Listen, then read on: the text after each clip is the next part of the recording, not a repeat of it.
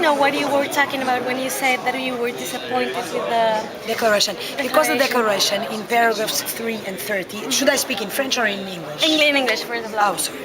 In paragraphs 3 and 30, when it talks about the implementation that has to be done in the future in the area of water and sanitation, instead of saying that all actions for implementation will be based on the human right to water and sanitation, what the declaration says is that they will be based on human rights obligations related to access to water and sanitation. And I ask myself, what does that mean?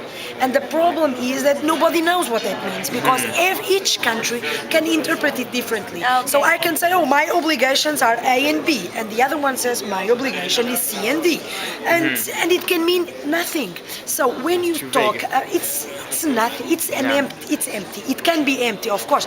If you are in good faith, you can interpret it as meaning the same thing as the right to water. But of course, those who fought for the changes in the language they want to be able to interpret it in such a way that it is devoid of any useful meaning. Okay. You see what I'm saying? So that's the idea. And when you talk about the human right to water and sanitation, there is a package. When you say human right to water, we know what it means. We means that it has to be ensured without discrimination. There have to be accountability mechanisms. That water and sanitation have to be ensured. They have to be safe, accessible, available, affordable, etc.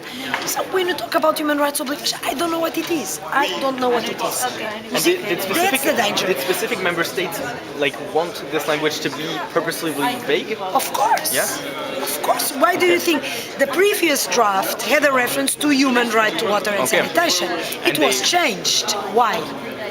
Okay, precisely to remove this. Voilà. And so when you were saying that in the post 2015 development agenda, we should really incorporate the human right to water. Of course.